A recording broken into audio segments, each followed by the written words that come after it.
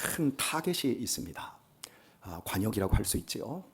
1점, 2점, 3점, 4점, 5점 이렇게 가운데 이 중심, 관역의 중심이 5점이라고 했을 때 지금 하나님께서 아모스서를 통해서 주변의 나라 이스라엘을 중심에 놓고 그 주변의 나라의 죄에 대해서 말씀을 했습니다.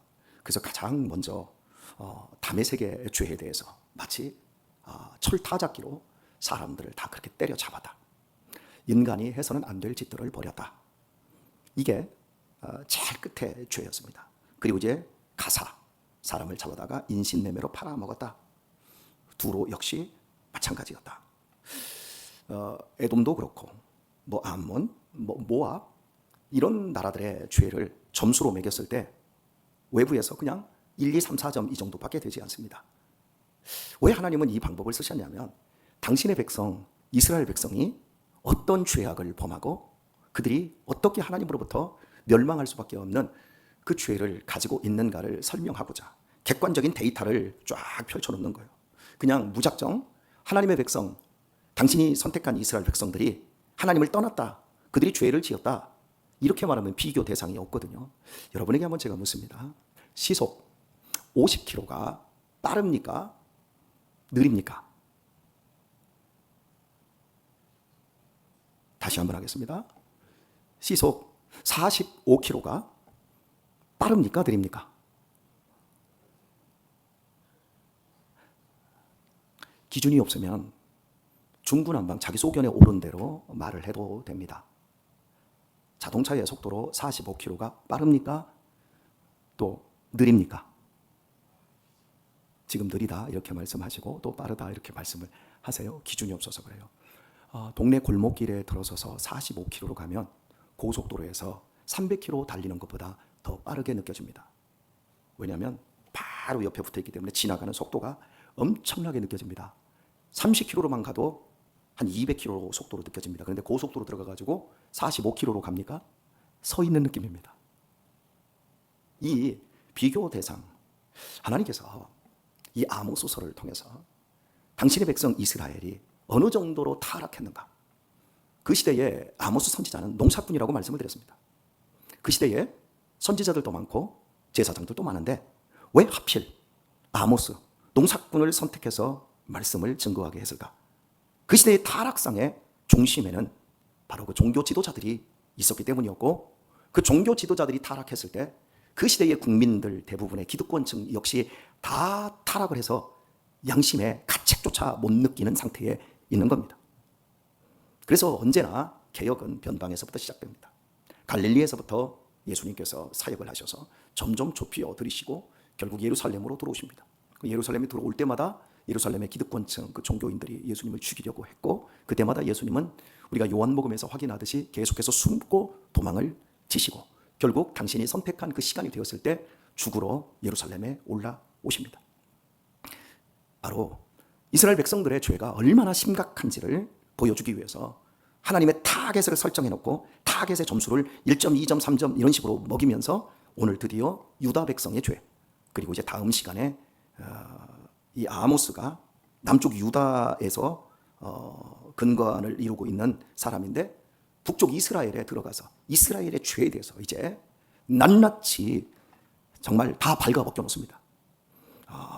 모든 지도자들이 목사님들이 하나님이 이민족에게 복을 주셨고 또 지금도 복을 주고 우리는 잘 먹고 잘 살게 될 것이고 이렇게 설교할 때 아모스 선지자는 농사꾼 주제에 북이스라엘에 들어가서 그런 거짓된 부분과 맞서 싸우며 말씀을 증거하다가 결국 그 거짓 선지자들의 대표인 아마샤에게 몽둥이로 맞아서 죽음을 당하게 되어집니다. 여러분 목사의 설교에 여러분이 참 흡족해하고 기뻐하기를 원하지 마십시오. 목사는 예수님이 환영받지 못했고 바울이 환영받지 못했고 모든 선지자들이 환영받지 못했듯이 여러분의 본성을 거스리는 말씀을 줍니다. 양심이 찔리고 아프고 괴롭고 여러분이 거듭나지 않고는 성장도 없고 회복도 없어요. 좀 당신 좀 달라져야 될 거 아니냐? 좀 당신 성장해야 될 거 아니냐? 거듭나지 않았는데 태어나지 않았는데 어떻게 성장을 해요? 기독교 신앙의 가장 중요한 것은 거듭나는 거예요. 회심, 회개. 그래서 어린아이로 거듭난 아이가 성장할 수, 태어난 아이가 성장할 수 있듯이 사람은 영적으로 거듭나야만이 성장할 수가 있는 겁니다. 그래, 육신으로 종교적인 심성 가지고 하나님을 믿는다 하지만 그 유다 사회나 북이스라엘 사회는 오히려 저 에돔이나 다메섹이나 모압이나 그런 나라보다 더 흉악할 정도로 타락해 있을 때 하나님께서 아모스 선지자를 보냈다라고 하는 겁니다. 이런 관점을 여러분들이 놓치지 않으셔야 돼요. 그래서 제가 무려 8일 동안 이 앞부분에서 1절과 2절을 중심으로 해서 아모스서의 개요를 제가 길게 가졌던 겁니다. 그러다가 이제 타겟들을 하나씩 설명하면서 여러분이 이런 관점을 놓쳤을 것 같아서 제가 다시 한번 설명을 하게 되었는데요. 자, 이제 오늘 말씀을 이제 유다에게 임한 하나님의 경고에 대해서 살펴보도록 하겠습니다. 4절을 보면 여호와께서 가라사대 유다의 서너 가지 죄로 인하여 내가 그 벌을 돌이키지 아니하리니 이는 저희가 여호와의 율법을 멸시하며 그 율례를 지키지 아니하고 그 열조에 따라가던 거짓 것에 미혹하였음이라 말씀합니다. 이스라엘 백성 가운데 유다 백성, 그 남유다 다윗 왕가를 지금 일컫고 있습니다. 바로 이 유다가 지은 죄에 대해서 하나님께서 말씀을 하시는데 하나님의 율법을 멸시했다. 그리고 율례를 지키지 아니했다. 그리고 그 조상들이 따라갔던 거짓 것에 미혹되었다. 그래서 내가 불을 보내어서 예루살렘의 궁궐들을 다 불태워버리겠다라고 말씀하고 있습니다. 자, 여러분, 우리 지금 앞부분에서 이방 나라 6나라의 죄에 대해서 우리가 배웠습니다. 그들의 죄들은 매우 구체적이었습니다. 적의 나라의 왕의 뼈를 꺼집어내서 불살라서 회를 만들든지, 사람을 인신 매매해서 팔아먹든지, 그리고 이긴 나라를 철타작을 끼를 가지고 완전히 다 그들이 살 수 있는 근간을 다 없애버리든지, 분노하면서 그 형제를 끝까지 죽이려고 덤벼드는 양태라든지, 이렇게 굉장히 구체적인 도덕과 윤리에 관한 죄였습니다. 그런데 제가 한번 여러분에게 묻겠습니다. 하나님의 율법을 멸시하는 게 죄입니까 아닙니까? 다시 한번 묻습니다. 하나님의 율법을 멸시하는 게 죄입니까 아닙니까? 하나님의 율례, 하나님께서 우리에게 주신 삶의 규칙들, 이것들을 지키지 아니하는 게 죄입니까 아닙니까? 거짓 것에 미혹된 것이 죄입니까 아닙니까? 굉장히 자신이 없어요. 그럼 이렇게 표현합시다. 만약 그렇다면 죄송한 표현할게요. 여러분들이 믿음 생활을 이렇게 잘하는데 여러분의 자식들이 믿음 생활을 하지 않는 자녀들이 있습니다. 그 자녀들은 하나님께서 불을 던져서 다 죽여버리실 겁니다. 여러분의 자식들이 강도짓 하지 않고 도둑질 하지 않았고 도덕적으로 또 민법, 형법, 교통법, 세금법 다 잘 지키더라도 하나님의 율례를 지키지 않는 것 그 하나만으로도 살아남을 사람이 아무도 없다는 겁니다. 기준이 높아요, 안 높아요? 엄마, 나이 다음에 늙으면 믿을 거야. 언젠가는 믿을 거야. 하나님의 말씀 무시합니다. 귀등에도 안 듣습니다. 오늘 우리들이 심각하게 들여다보아야 될 것이 우리의 기준이 훨씬 높다라는 겁니다. 여러분, 죄가 뭐지요? 나쁜 짓 한 게 죄입니까? 아니요. 하나님을 떠난 게 죄입니다. 이 세상의 주인이신, 이 세상을 창조하신 하나님, 우리가 영원히 살 수 있도록 당신의 아들을 십자가에 못 박아 죽이시고 영생을 이 땅에 선물로 주신 그 하나님을 무시하고 멸시하고 내가 주인이 되고 내 중심성을 지키며 자기 소견에 옳은 대로 사는 것, 그것이 죄입니다. 그래서 죄가 하마르티아, 관역에서 빗나갔다는 뜻이라고 제가 히브리적, 성경적 정의를 여러분에게 여러 번 해드렸습니다. 이방 나라는 하나님의 말씀이 없기 때문에 지멋대로 사는 거예요. 그런데 하나님의 백성은 말씀을 주어서 그들이 죄 가운데 있지 않고 하나님의 중심성, 하나님의 뜻대로 살 수 있는 확실한 것을 주셨어요. 그런데 그걸 멸시한대요. 본문에 멸시라고 하는 이 단어가 이제 마아아스인데요. 이 아스라는 이 단어의 뜻이 하찮게 여기다, 버리다라는 뜻입니다. 하나님의 율법을 하찮게 여기고 그걸 버린 사람이 그 율법으로부터 나오는 예의를 지킬까요? 안 지킬까요? 안 지키지요. 하찮게 여기는데 그것을 지키겠습니까? 우리가 누군가와 관계하는 이유는요, 중요하기 때문에 관계하는 거예요. 저 사람 하찮게 여깁니다. 저 사람 가볍게 여깁니다. 소홀히 여깁니다. 절대 관계 깊어지지 않습니다. 이스라엘 백성들이 하나님의 말씀을 멸시, 하찮게 여기니까 하나님과의 관계 속에 있는 예의를 하나도 안 지키는 거예요. 그리고 그 결과가 어떻게 나갑니까? 그 조상들이 따라갔던 거짓 것, 우상, 풍요, 바알신을 섬기는 거예요. 이렇게 나가는 겁니다, 여러분. 신앙생활의 가장 중요한 것은 하나님의 말씀을 귀하게 여기는 겁니다. 하나님의 말씀을 이 세상에서 가장 소중하게 여기는 겁니다. 하나님의 말씀을 내 중심에 두는 겁니다. 중심에 두면 그 하나님의 말씀으로부터 오는 그 모든 예의를 지킬 수가 있고요. 그러면 절대 거짓 것에 따라가지 않고 진리를 따라가게 되어 있고, 그 안에서 반드시 하나님은 복된 열매를 맺게 해 주십니다. 오늘 우리 시대는 급변하는 시대입니다, 여러분. 시대가 얼마나 급변하는지 모릅니다. 저는 AI에 대해서, 생성형 인공지능에 대해서 제가 많이 배웠고 또 지금도 배워가고 있고, 그리고 이제 축이 바뀌어가고 있어요. 제가 이렇게 강의하고 또 설교하고, 예전 스타일, 제가 처음에 공부할 때 그때는 노트북이라는 게 없었어요. 그냥 노트를 가지고, 책 가지고 다 수기를 했습니다. 그리고 이제 선생님이 숙제를 내면 다 그 A4가 아니라, 그때는 뭐라고 그랬죠? 무슨 지라고 그랬죠? 백로지라고 했나요? 그랬던 것 같아요. 이 백로지 종이에다가 4절지, 8절지, 16절지 이랬던 것 같아요. 8절지에다가 리포트를 써서 이제 그걸 제출을 했어요. 그러다가 이제 신학교 3학년 무렵 되었을 때, 그때부터 이제 노트북을 쓰는 사람들이 생겨나고, 이제 그때부터 컴퓨터가 보급이 완전히 되어지면서, 제가 이제 신대원에 있을 때는 이제 컴퓨터 자판을 쳐서 이제 드디어 숙제를 제출하게 되었습니다. 수기를 가지고 주석을 보고 설교를 했던 마지막 세대입니다, 제가. 그렇게 준비했던 마지막 세대, 공부도 그렇게 했던 마지막 세대입니다. 지금은 대학교에서 그렇게 하지 않습니다. 다 태블릿 PC 가지고 다니고 노트북 가지고 다니고 다 이렇게 합니다. 그리고 이제 여러분들이 어린 시절에 이제 전화기를 들고 다니고, 전화기가 없었지만 지금 스마트폰을 다 가지고 있잖아요. 완전히 변했잖아요, 시대가. 근데 지금은 생성형 인공지능이, 어제 이 회사에서 이걸 만들었는데 그 만든 걸 자기가 부셔요. 그리고 오늘 또 다른 걸 만들어내요. 이게 그냥 이 속도가 얼마나 빠른지 모릅니다.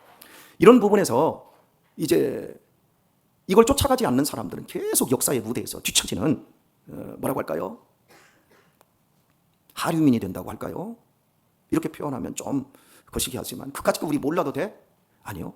연세 드신 분들이야 몰라도 된다 이렇게 얘기할지 몰라도 죄송한 얘기지만, 여러분이 지금 60이면 우리나라 지금 한국 딱 중위 나이가 몇 살인 줄 아세요?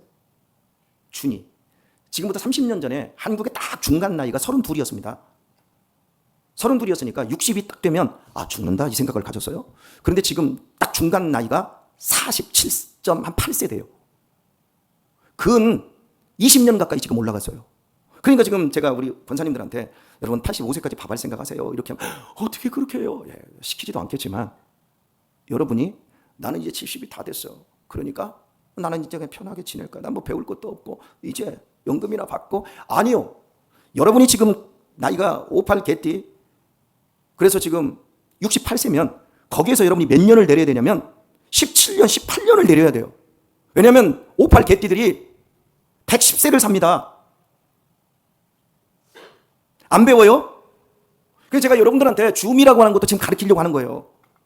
이런 것들을 여러분들이 안 배워가면, 일 딱 그만두고 나면 할 게 뭔 줄 아세요?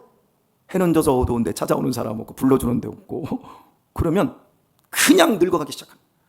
그럼 이제 막 치매가 오는 거예요. 안 쓰니까 사람을 못 만나니까. 이렇게 아주 급변하는 이런 시대에 살고 있습니다. 그래서 제가 여러분에게 말씀을 어떻게 소통할까, 우리 공동체를 어떻게, 플랫폼을 이 안에서뿐만 아니라 어떻게 하면 이 플랫폼을 이 급변하는 사회 속에서 이 SNS상으로 가져올까? 이걸 제가 그동안 수년을 고민하며 지금 만들어 오고 있는데, 아직도 이런 곳에서 전혀 눈을 못 뜨는 목사님들이 계시거든요. 그런데 그런 교회들 가보면 70세, 80세, 90세 된 어르신들 몇 명만 남아있어요. 더 외로워지는 겁니다. 어쨌든 간 여러분들이 나이를 자꾸 낮추셔야 돼요. 저는 지금 몇 살? 저는 지금 56이지만 저는 이제 40대 초반입니다. 그러니까 끝없이 공부하고 끝없이 더 배우려고 하는 거예요. 그렇지 않으면 우리 조금 지나면 옛날 구닥다리식, 늙은 닭, 꼰대 이렇게 될 수밖에 없는 거죠. 말씀을 지킨다고요? 우리가 말씀을 얘기합니다. 자녀들에게. 여러분, 이걸로 읽으라고 하고 아무리 좋은 얘기해도 애들 안 먹힙니다. 왜냐하면 이미 달라졌거든요. 소통 방식이. 여러분은 말하는 게 편합니까? 카톡으로 보내는 게 편합니까? 저는 지금도 깝깝해가지고 그냥 전화합니다. 그런데 애들한테 전화하는 건 실례입니다. 다 카톡으로 해야 돼요. 이게 소통 방식이 되어버려요. 지금 우리나라는 전직 대통령이 감옥에 가고 그 부인도 감옥에 가고 전에 있었던 그 화려하고 그 대단했던 사람들이 정말 막 다 뒤집어지고 있어요. 감옥 갈 사람은 감옥 안 가고 역사의 무대에 반짝반짝한 대로 다 드러나고 모든 게 다 급변하고 있어요. 그리고 여러분이 늘 들었던 포스트 모더니즘, 지금 현재가 지나간 거예요. 이 포스트 모더니즘 시대의 특징이 뭔 줄 아세요? 지금까지 가져왔던 전통적인 진리, 이런 모든 것들은 현재 합리적인 생각에 의해서 그런 것들을 다 지워버리는 거예요. 그리고 새로운 문화를 만들어내는 것. 그러니까 우리 어른들의 자리가 없어지고 기독교도 힘을 쓰지 못하고 그냥 자기가 하고 싶은 대로 그냥 마구마구 살아가는 이런 시대. 인권의 존중이라는 말로 사람의 모든 삶들이 유린되고 있는 이런 시대에 살고 있습니다. 여기에 불확실성의 시대입니다. 아무것도 확실한 게 없어. 어디에 기대될지 몰라. 여러분, AI가 나오고 지금 전통적인 그 직업들이 지금 다 없어지고 있어요. 그래도 가장 오래 살아남을 것은 목사, 변호사, 의사? 아니요. 목사라는 직업은 존재할 수 있어도 사람들의 호응도가 다 없어집니다. 우리 지금 청년들, 학생들, 여러분들 시대만 해도 그렇지 않았거든요. 근데 지금은 이 젊은 세대들하고 제가 교감하는 게 정말 힘들어요. 이렇게 모든 것이 다 변해서 이거 어떻게 가야지? 이런 불확실한 시대 속에서 살고 있어요. 여러분, 정말 우리 어떻게 살아야지요? 그 길을 여러분에게 방법을 알려드립니다. 베드로가 풍랑이는 바다에서 예수님이 그 풍랑이는 바다 위를 걸어오실 때 주여 주시거든 나로 오라 하소서 와라! 예수님을 바라볼 때 그 엄청난 풍랑이는 바다 위에서 베드로도 걸을 수 있었습니다. 그런데 바람을 보자 몸이 빠져들어갑니다. 그래서 예수님께서 그를 잡아주십니다. 엄청난 급변하는 세대, 엄청난 풍랑이 일고 있는 대한민국의 현실 속에서 여러분, 우리가 무엇을 바라보고 무엇을 취해야 될까요?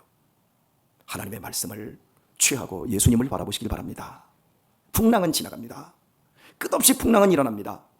그럼에도 불구하고 이 세상에 유일하게 모든 근간을 이루고 있는 것이, 또 그 모든 것이 하나님의 말씀대로 되어집니다.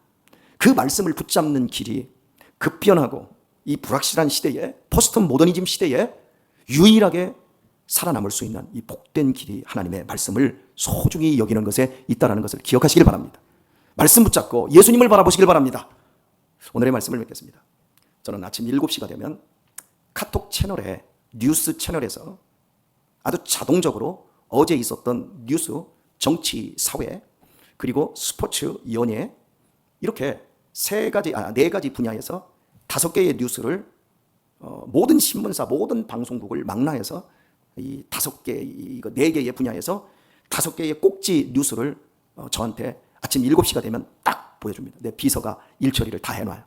그럼 제가 여기서 오늘 마치고 가면 제일 먼저 그것부터 딱 봅니다. 그것도 그냥 보는 게 아니라 눈으로 보면 제 눈이 나빠지니까 이제 듣는 기능이 있어요. 혹시 아세요? 잘 모르시죠? 듣는 기능으로 딱 눌러놓으면 그냥 얘가 그 뉴스를 줄줄줄 다 읽어줘요. 그것도 시간이 없으니까 2배 기능으로 빨리 읽어줘요. 다 읽어줍니다. 그럼 제가 오늘의 흐름을 쫙 갑니다. 연예계의 흐름도 쫙 갑니다. 스포츠는 어제 한화가 이겼는지 삼성이 이겼는지 기아가 졌는지 싹 합니다. 아침밥을 먹으면서 제가 그걸 다 듣습니다. 그러면 그거 한 25분이면 싹 듣습니다. 그리고 오늘의 헤드라인 같은 것도 쫙 한번 읽어주고, 그리고 거기에 더 깊이 있는 논설, 그것도 여러 개를 쫙 훑어줍니다. 세상을 봅니다. 그런데요, 저는 세상을 보기 전에 하나님의 말씀을 먼저 봅니다. 이거 들으면 시끄럽기만 해요. 이거 들으면 소란하기만 해요. 이거 들으면 밥맛이 떨어져요. 여기에 아무런 소망이 없어요.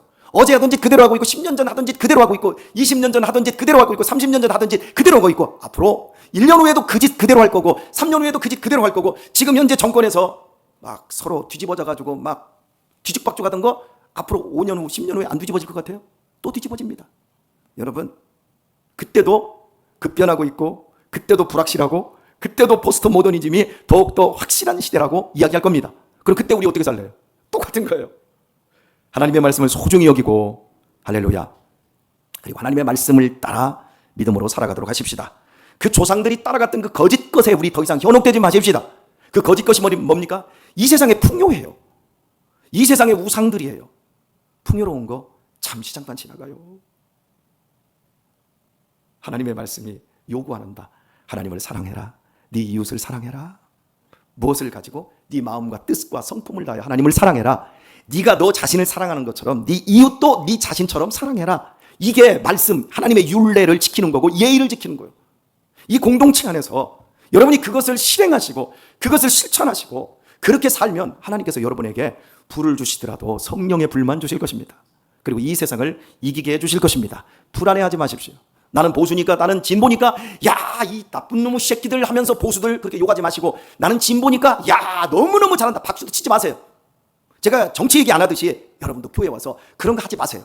예수님만 바라보세요. 할렐루야. 하나님의 말씀만 붙잡고 가세요. 보수가 진보되고 진보가 보수되고 뒤집어졌다가 엎어졌다 깨졌다, 원수가 팠다, 이런 거에 여러분들이 현혹되지 마세요. 지금 여러분 보수들들 다들 죽을 맛이죠. 진보들 좋아 죽겠지요. 여러분 그거 얼마 안 가요. 여러분 막 속상하고 괴로워도 말씀 붙잡고 기도하며 내가 주님 바라보며 여러분이 꿋꿋이 가다 보면 우리의 인생의 가장 좋은 날, 천국으로 이사하는 날 올 것입니다. 그때까지 믿음 생활 잘 하시길 우리 주 예수님의 이름으로 축원드립니다.